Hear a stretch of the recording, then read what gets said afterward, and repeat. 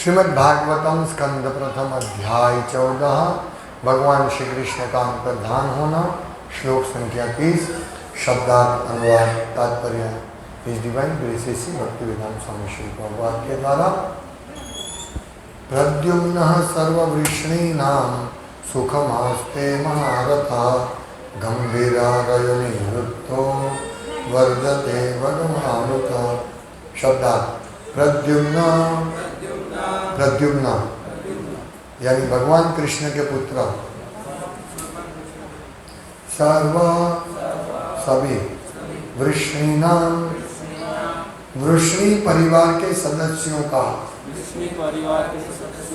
सुखम सुख, आस्ते है, महारथः महान सेनापति, गंभीरा गहराई से, रयः दक्षता, अनिरुद्ध अनिरुद्ध कृष्ण का पौत्र, वर्धते बढ़ता है, भगवान भगवान उत अवश्य चाहिए। अनुवाद। वृष्णी कुल के महान सेनापति प्रद्युम्न कैसे हैं? वे प्रसन्न तो हैं और भगवान के पूर्ण अंश अनिरुद्ध ठीक से तो है। तात्पर्य प्रद्युम्न और अनिरुद्ध भी भगवान के अंश हैं और इस तरह वे दोनों भी विष्णु तत्व हैं। द्वारका में भगवान वासुदेव अपने पूर्णांशों संकर्षण, प्रद्युम्न तथा अनिरुद्ध सहित अपने दिव्य लीलाओं में व्यस्त रहते हैं।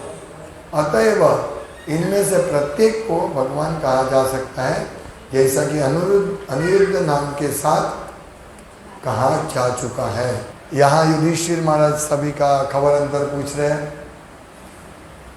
वो सभी मतलब ऐसा नहीं पूछते कि उनको तो मालूम है, उन्होंने देखा कि ये अनिष्ट अपशुकन दिख रहा है तो ठीक नहीं है कुछ भी, फिर भी अपने हृदय को खुश रख, शायद ये सब ठीक होंगे, वो हृदय से वो सब इंक्वायरी कर रहे हैं। एक एक का नाम लेकर पूछ रहे हैं। यहाँ बताया गया प्रद्युम्न। प्रद्युम्न कौन है? भगवान कृष्ण के पुत्र। और अनिरुद्ध, ये दोनों का नाम है। वृष्णि वंश के सेनापति प्रद्युम्न और उनके पुत्र अनिरुद्ध। तो यहाँ अनिरुद्ध को भगवान था, यहाँ कहा गया कि भगवान के पूर्ण अंश अनिरुद्ध ठीक तो है ना। तो ये जो अनिरुद्ध है और प्रद्युम्न जो भगवान के पुत्र है, पुत्र का रूप है में, वो दोनों विष्णु तत्व है। और कृष्ण वासुदेव संकर्षण, प्रद्युम्न, अनिरुद्ध, ये जो चतुर्व्यूह है, हाँ, तो ये सबके साथ भगवान प्रकट हुए थे। और विष्णु तत्व की शक्ति, भगवान एक और अद्वितीय है, वो दूसरे नहीं है। फिर भी अद्वैतमच्युतमनादिमनंत रूपम, भगवान अनेक रूप में अपना विस्तार करते हैं। अद्वैतमच्युत, अद्वैत, वो अद्वैत होने के बाद भी पतनशील नहीं है, फिर भी अपना विस्तार करते हैं। ये समझने जैसा है। जीव तत्व और विष्णु तत्व क्या है? यद्यपि भगवान प्रत्येक अनेक असंख्य रूप में अपना विस्तार करते हैं, लेकिन वो समान शक्ति है सब में, सब विष्णु तत्व में समान शक्ति है। कोई भी विष्णु तत्व ऐसा, जैसे जीव तत्व है, हम सब लोग जीव तत्व है, भगवान अपना विस्तार जीव तत्व में भी करते हैं, लेकिन दो प्रकार के हैं, स्वांश विस्तार और विभिन्नांश। स्वांश यानी विष्णु तत्व, स्वांश, और विभिन्नांश मतलब वो उनसे अलग हुए हैं। स्वांश में कोई अंतर नहीं है। दीपार चिरे वे दशांतरमभ्युपेत्य दीपायते ही विवृत हेतु समान धर्म यस्ताद गेव विष्णु च तया विभाति। यष्टादिगेवे च विष्णु दया विभाति गोविंदम आदि पुरुषम तमम भजामि। मैं उन आदि पुरुष गोविंद को भगवान ब्रह्मा प्रार्थना करते हैं, उनका प्रार्थना करता हूँ, उनकी पूजा करता हूँ, जो एक दिया जैसे दूसरे दिए को जलाते हैं ऐसे ही विष्णु सभी विष्णु तत्व का विस्तार होता है। सभी की समान शक्ति है, सभी दियों की समान शक्ति है, लेकिन फिर भी मूल दिया कौन है? भगवान। और भगवान कृष्ण या भगवान राम, भगवान विष्णु, भगवान अनिरुद्ध, भगवान संकर्षण प्रद्युम्न, या संकर्षण कौन है? बलराम। तो ये चतुर्व्यूह वासुदेव, संकर्षण, प्रद्युम्न और अनिरुद्ध, इन 4 विष्णु तत्वों में अभी विराजमान है भगवान।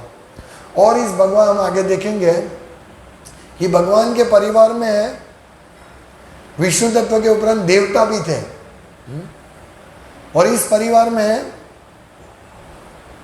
जीव तत्व, देवता भी जीव तत्व है, लेकिन और भी जीव तत्व जो भक्ति में आरूढ़ हो गए हैं, मतलब भक्ति में पूर्ण जिनको मिला है, वो भी भगवान की लीला में आते हैं।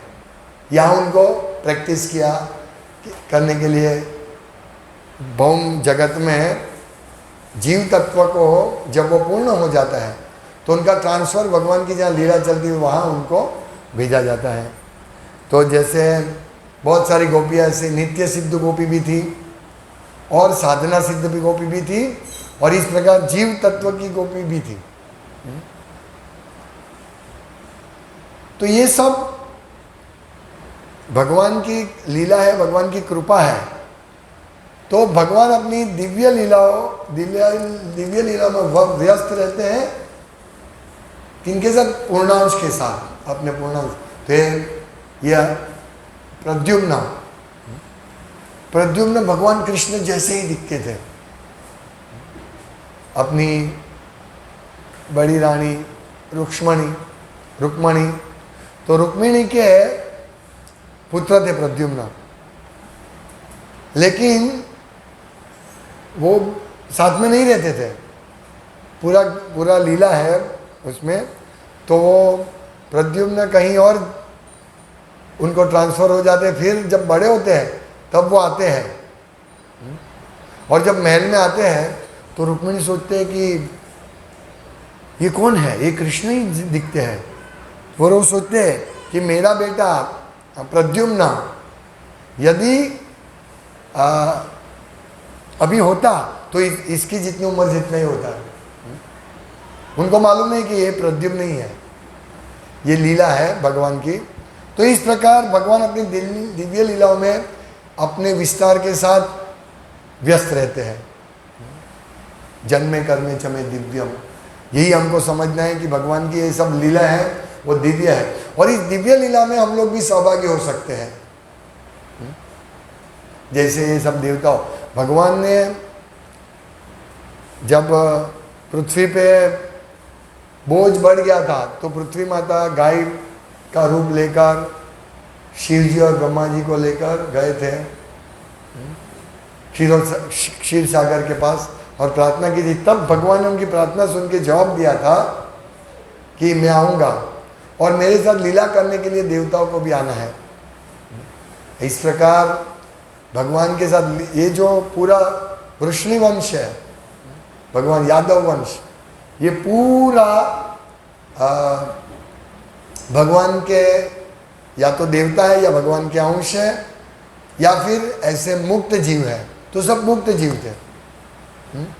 तो इस प्रकार भगवान आते हैं, अपनी लीला का विस्तार करते हैं और हम जैसे बद्ध जीवों का परम कल्याण करते हैं। तो एक बात हमें खास समझना है कि परमेश्वर यद्यपि अद्वितीय है किंतु वे तमाम जीवों के रूप में विस्तार करते हैं। विष्णु तत्व, जीव तत्व, और यदि कोई समझता है कि जीव तत्व विष्णु तत्व के समान है तो पाषंडी है। यहाँ तक कि ब्रह्मा जी और शिव जी जीव तत्व नहीं है। शिव जी विष्णु तत्व और जीव तत्व के बीच में है। शिव तत्व 5 तत्व है, विष्णु तत्व, जीव तत्व, शिव तत्व, फिर माया तत्व, शक्ति तत्व, और 5वां कौन सा है? जीव तत्व, शिव तत्व, विष्णु तत्व, शक्ति तत्व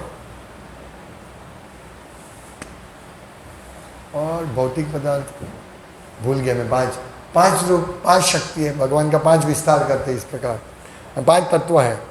तो शायद भौतिक तत्व, महत तत्व, इनमें भूल गया। तो इस प्रकार हमें समझना चाहिए कि जो जीव तत्व और विष्णु तत्व में बहुत बड़ा अंतर है। कल के श्लोक में हमने देखा था कि जो व्यक्ति ये समझता है कि जीव तत्व और भगवान तत्व एक ही है, क्योंकि ये बहुत सारे मायावादी लोग ऐसे समझते हैं। मायावादी सोचते हैं कि हम लोग भगवान निराकार हैं, ब्रह्मज्योति, और हमारा परम ध्येय क्या है? भगवान में घुल जाना। ये मायावादी का चिंतन है, मायावादी की फिलोसॉफी है। हम भगवान हैं, लेकिन अभी हम लोग माया से ग्रस्त है। जैसे हम माया से मुक्त हो जाएंगे, हम भगवान बन जाएंगे, यानी भगवान के ब्रह्म ज्योति में हम मिल जाएंगे और हम भगवान बन जाएंगे। तो ये बड़ा दंभ है, ये पाषंड है, पाखंड। तो इसीलिए जो व्यक्ति, जैसे हम हर रोज दूसरा श्लोक बोलते हैं ना, शिव ब्रह्मादि देवों को भगवान विष्णु के समान समझना, हाँ? या उससे स्वतंत्र समझना एक अपराध है।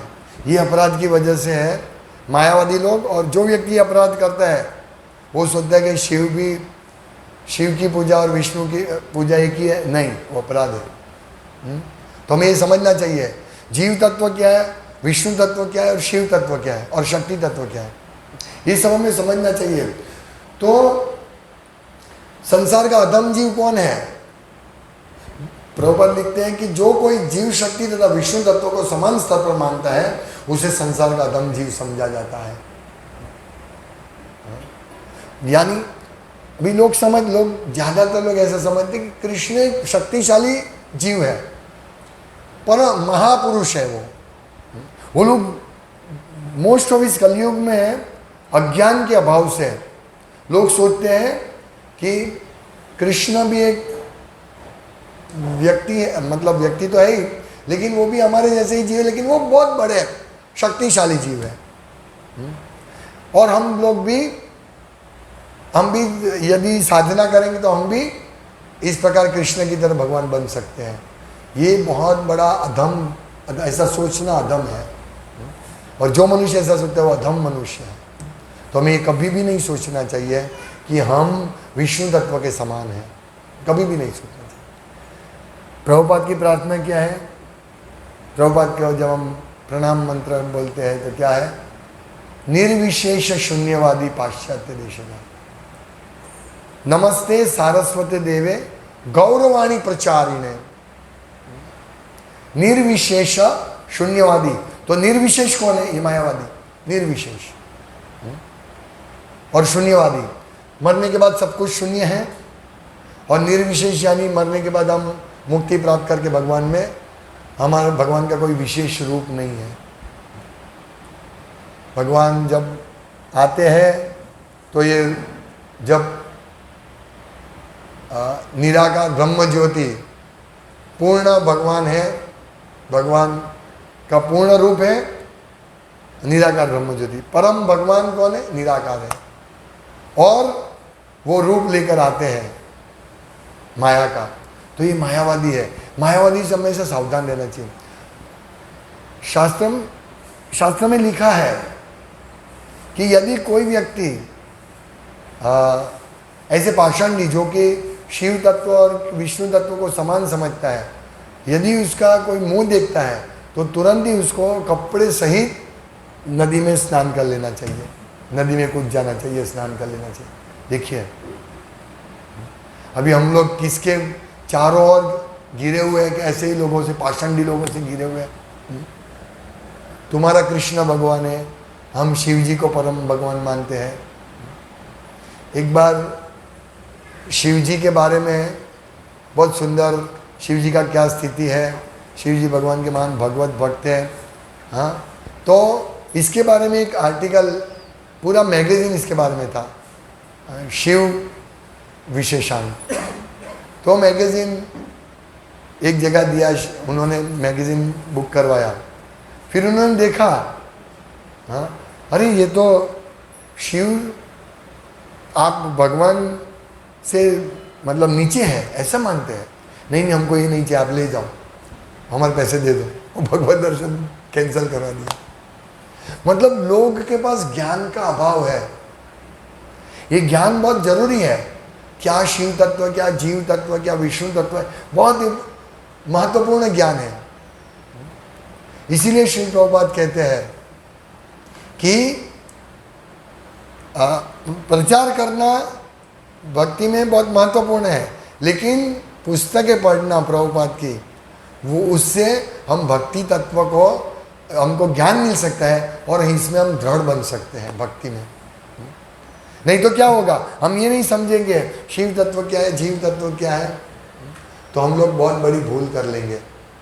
सबसे पहले ये समझना है, जैसे ब्रह्मा विष्णु महेश भगवान का गुणावतार है, तो शिव जी तमोगुण के अवतार, ब्रह्मा जी रजोगुण के अवतार, और वो पालन करने वाले कौन है, शुद्ध सत्वगुण वाले भगवान विष्णु। तो ये ब्रह्मा विष्णु महेश गुणावतार है, लेकिन इसमें भी फर्क है, एक जीव तत्व है, एक शिव तत्व है और एक विष्णु तत्व है, तो ये समान नहीं है। यहाँ जीव तत्व और विष्णु तत्व समान है एक रूप से। कैसे जीव तत्व और विष्णु तत्व कैसे समान है, बोलिए किस प्रकार से? गुणों में। भगवान विष्णु के गुण जीव में होते हैं, इसीलिए गुण की दृष्टि से समान है, लेकिन किस दृष्टि से अलग है, मात्रा से। यानी हम अणु है और भगवान विभु है। हाँ? तो यदि कोई कहते कि जीव विष्णु के समान है, हाँ सही बात है, किसमें, गुण के हिसाब से, लेकिन मात्रा के हिसाब से जीव विष्णु के समान नहीं है, क्योंकि हम एक सूक्ष्म है। जब भगवान ने अर्जुन को अपना विराट रूप दिखाया, तब अर्जुन को मालूम पड़ा मैं कौन हूँ। हालांकि अर्जुन, ये सब पांडव, ये सब मुक्त जीव है, भगवान के पार्षद है, फिर भी वो जीव तत्व है, इसलिए वो जीव तत्व भूल जाते हैं। हाँ? भगवान कृष्ण को सब याद रहता है। तो ये जो बलराम भगवान, संकर्षण, आदि संकर्षण बलराम भगवान, जो भगवान कृष्ण के प्रथम विस्तार है बलराम भगवान, और सभी विस्तार प्रद्युम्न, अनिरुद्ध, ये सब विस्तार पूर्ण रूप से पूर्ण पुरुषोत्तम परमेश्वरी है, इसमें थोड़ा भी भेद नहीं है। इसीलिए कभी कभी ये हमें समझना बहुत आवश्यक है कि ये सब पूर्ण रूप से भगवान है, पूर्ण पुरुषोत्तम परमेश्वर है। हाँ, भगवान अपनी शक्ति को अलग अलग रूप में अलग अलग प्रदर्शित करते हैं। जितनी शक्ति जहाँ जरूरत होती है उतनी शक्ति भगवान उस विस्तार में प्रदर्शित करते हैं। बाकी सभी विस्तार, चाहे वो वरा भगवान क्यों ना हो, वो पूर्ण षड ऐश्वर्य युक्त होते हैं, सभी विस्तार, चाहे वरा भगवान। हाँ, तो ऐसा नहीं समझना है वरा रूप तो विष्णु तत्व, अरे वो भी उतरती निम्न कक्षा का है, नहीं। भगवान वरा, उसके बाल में से जब ऐसे बाल में से ऐसे ऐसे भगवान ने वरा ने किया, तो उसमें से छींट के उड़े छाटे। भगवान पृथ्वी को पाताल से ऊपर लेके आए तो भगवान गीले हो गए थे समुद्र में से, तो भगवान ने ऐसे किया तो सब पानी सबके ऊपर, वहाँ ब्रह्मा जी आदि सब देवगण थे तो उनके ऊपर उड़ा, तो ये गंगा जल के समान है। उन्होंने प्रशंसा की इस पानी की, जो छीट के छाटे उड़े थे, क्योंकि भगवान के शरीर से स्पर्श हुआ ना। और भगवान के जो बाल गिर गए थे उससे कुश घास और काश घास उत्पन्न हुआ, जो बहुत बड़ा पवित्र है, बहुत पवित्र है, यज्ञ में उसका वापर सकते हैं। और भगवान वरा यज्ञ भी है, क्योंकि यज्ञ यानी भोक्ता, जो सब कुछ स्वीकार करते भोग। इसीलिए हमें कभी भी कोई भी विष्णु तत्व में भेद नहीं समझना चाहिए। इसलिए हम लोग कभी राम जी के मंदिर में दर्शन करने जाते हैं तो हम सोचते हैं राम से कृष्णा की ज़्यादा शक्ति है, ऐसा नहीं सोचना चाहिए, एक ही है वो। जैसे हनुमान जी प्रार्थना करते हैं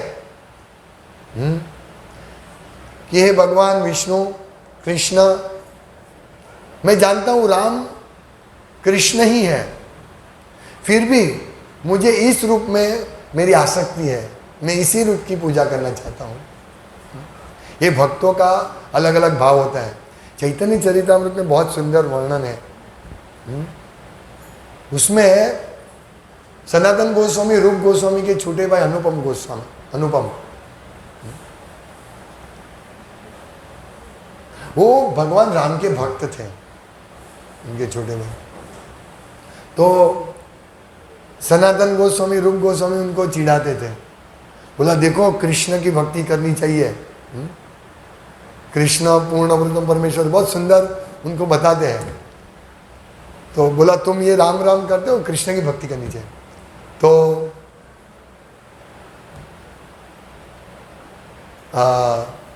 उन्होंने बोला ठीक है, अभी मैं राम की भक्ति करूँगा। फिर दूसरे दिन वो आते हैं हाथ जोड़ के, बोला मैं बहुत दुखी हूँ कि मैं पूरी रात नहीं सो पाया, क्योंकि मैं यही सोचता था कि मैं मेरे राम का चरण कमल का कैसे त्याग कर सकता हूँ, जो मैंने पूरे मेरे जीवन भर लिया। मैं जानता हूँ वही कृष्ण है, पर मैं कैसे त्याग कर सकता हूँ। इसलिए मैं कृष्ण भक्ति नहीं करूँ, मैं राम भक्ति करूँगा, मैं राम का नाम बोलूँगा, आपको मुझे जो भी सजा देने हो दीजिए। तो उनका ये वचन से बहुत संतुष्ट हो गए रूप गोस्वामी, सनातन गोस्वामी। बोला हम आपका परीक्षा ले रहे थे। तो यही राम, यही कृष्ण है, यही हमको समझना चाहिए। कोई अभिन्न है, भगवान राम कृष्ण विष्णु। तो यहाँ जो यहाँ लिखा है अनिरुद्ध को पूर्ण पुरुषोत्तम परमेश्वर से संबोधित किया है। हाँ, भगवान के पूर्ण अंश अनिरुद्ध ठीक से तो है ना। तो ऐसे ही प्रभुपाद लिखते हैं कि प्रद्युम्न भी पूर्ण पुरुषोत्तम परमेश्वर है, संकर्षण और वासुदेव, सब को लेकर भगवान लीला करते हैं। सोचिए इन सब विष्णु तत्वों को लेकर भगवान आते हैं, लीला करते हैं। तो हमारा भी एक दिन चांस लगेगा, हम लोग भी जाएंगे भगवान की लीला में इसी जन्म में। जैसे द्वारका में भगवान ने बुलाया था सबको, तो हमको भी बुलाएंगे भगवान। त्यक्त्वा देहम पुनर्जन्म नेति, हमारा दूसरा जन्म नहीं होगा यदि जन्मे कर्मे चमे दिव्यम एवं यो वेत्ति तत्वतः।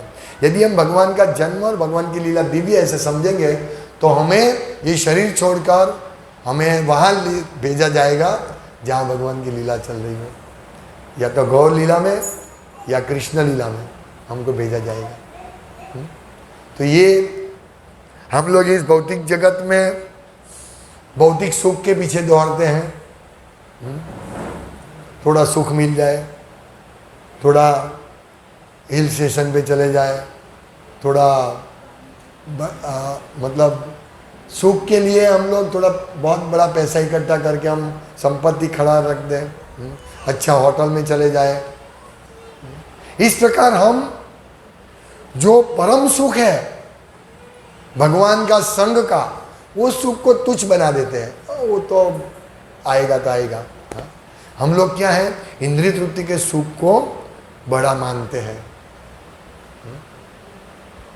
ये हमारी इस भौतिक जगत के संसर्ग के कारण हमारी ये विपदा है, आपत्ति है।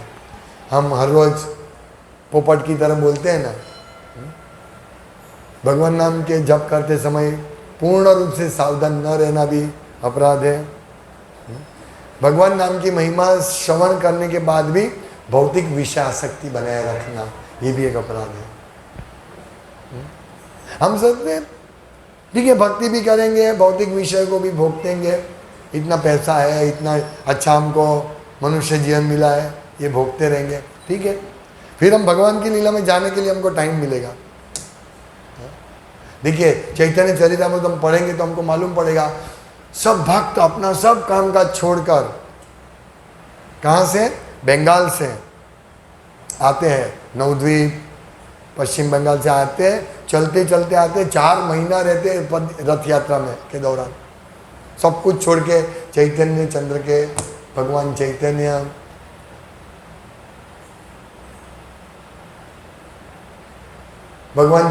चंद्र के चरण में रहकर भगवान के साथ लीला करते हैं, मतलब भक्ति करते हैं, सब छोड़ के 4 महीना।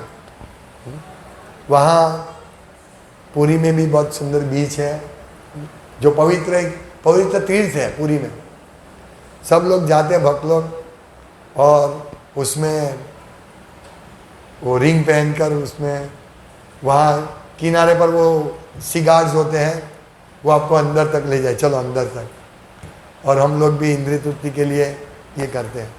लेकिन वो पवित्र तीर्थ है, स्नान करना चाहिए, लेकिन हमारा थोड़ा भी अंश इंद्रिय तृप्ति का नहीं होना चाहिए। हमें ज़्यादा से ज़्यादा इंद्रिय तृप्ति से दूर रहकर भगवान की सेवा में लगना चाहिए।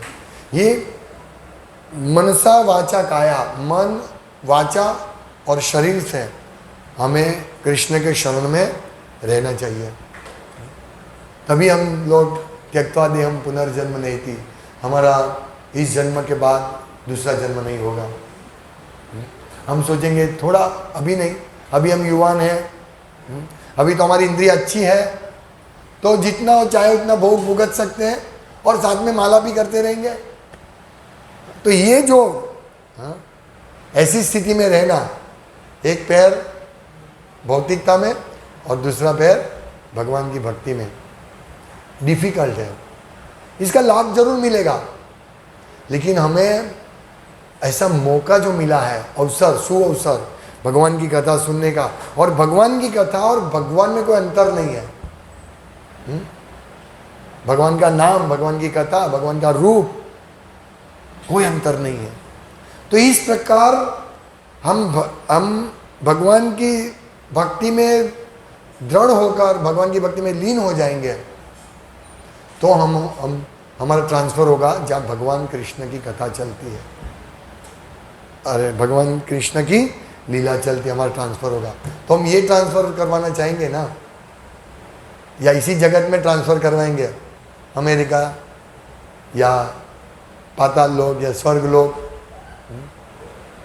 ऊर्ध्व गच्छन्ति सत्वस्था, सत्व गुण में होंगे तो हम ब्रह्मलोक तक जा सकते हैं,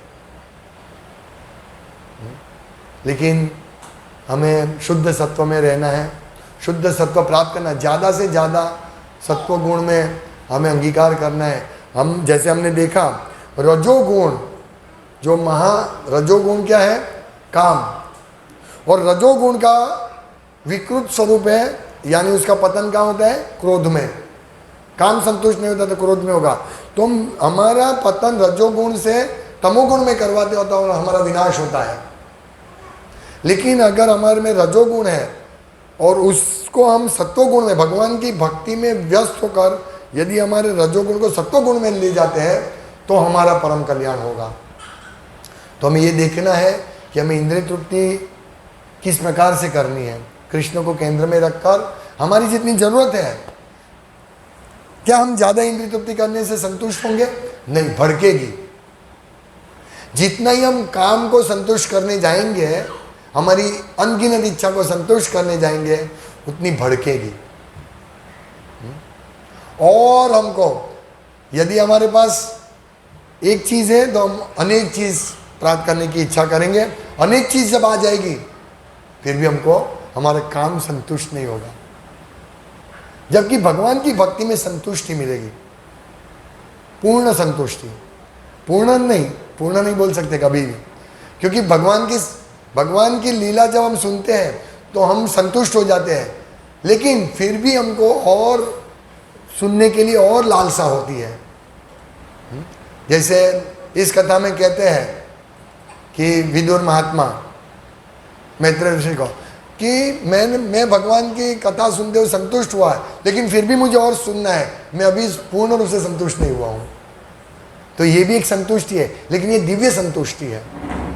तो इस प्रकार हमें भगवान की सेवा में, हमारे पास समय कम है, ज़्यादा से ज़्यादा समय इस सब लीलाओं को सुनने में, लीलाओं को समझने में, हमारी स्थिति को समझने में, इंद्रिय भोग क्या है उसको समझने में हमारा ज़्यादा से ज़्यादा समय निकालना चाहिए। क्योंकि इंद्रिय तृप्ति करने के लिए हमें धन चाहिए, इंद्रिय तृप्ति के लिए धन चाहिए, हाँ। जबकि भगवान की भक्ति के लिए भी धन चाहिए, लेकिन इंद्रिय तृप्ति के लिए जो धन हम लेते हैं उसकी कोई लिमिट नहीं है। और लाओ और लाओ, और धन और धन और धन, क्योंकि अनगिनत इंद्रिय तृप्ति करनी है, क्योंकि उसमें संतुष्टि नहीं मिलेगी। हमारे पास 1000 रुपया है तो हम यहाँ से चौपाटी जाएंगे या डुमस जाएंगे, वापस आएंगे 1000 ख़त्म। होटल में जाएंगे, ये सब करेंगे, घूमेंगे, घोड़े पे बैठेंगे, हाँ, घोड़ी में बैठेंगे, सब 1000 ख़त्म। लेकिन यदि वह 1000 रुपया, फिर हमको क्या और कमाना पड़ेगा। लेकिन यदि यही हमारी शक्ति, भौतिक शक्ति को भगवान की सेवा में लगाएंगे तो हम जितना भी कमाएंगे उसमें हमको संतुष्टि मिलेगी। ये सीक्रेट है दिव्य भगवान की सेवा का, यही सीक्रेट है कि भगवान की सेवा करने से, भगवान की भक्ति करने से तुष्टि और संतुष्टि, तुष्टि और पुष्टि दोनों मिलता है। तो तुष्टि क्या है? तुष्टि है हमें हृदय से तुष्टि मिलती है। ओ हम हमारा जो इंद्रिय तृप्ति भुगतने की, जो ये भुगतो वो भुगतो, वो उसको संतुष्टि होगी। हम हैंकरिंग नहीं करेंगे, अभी मेरे पास ये नहीं है, मेरे पास वो नहीं है, मैं ये प्राप्त कर लूँ, वो का, इसको बोलते हैं हैंकरिंग, असंतुष्टि। तो जैसे ही हम भगवान की सेवा करेंगे तुष्टि हमको होगी, और पुष्टि यानी पोषण, हमारा पोषण होगा भक्ति में, यानी हमारी भक्ति बढ़ेगी। हाँ, जैसे व्यक्ति प्रसाद ग्रहण करता, भोजन लेता है, तो क्या होता है, भोजन से उसको संतुष्टि भी मिलती है और उसको पोषण भी मिलता है। ऐसे ही भक्ति से पुष्टि और तुष्टि दोनों मिलते हैं। तो इस प्रकार हमें भगवान की कथा सुनकर प्रतिदिन भगवान की भक्ति करके, भगवान की सेवा करके संतुष्ट होना है। और ये सब कथा सुनकर हमारा परम कल्याण होगा। हरे कृष्णा। श्रीमद् भागवतम की जय, श्रील प्रभुपाद की जय।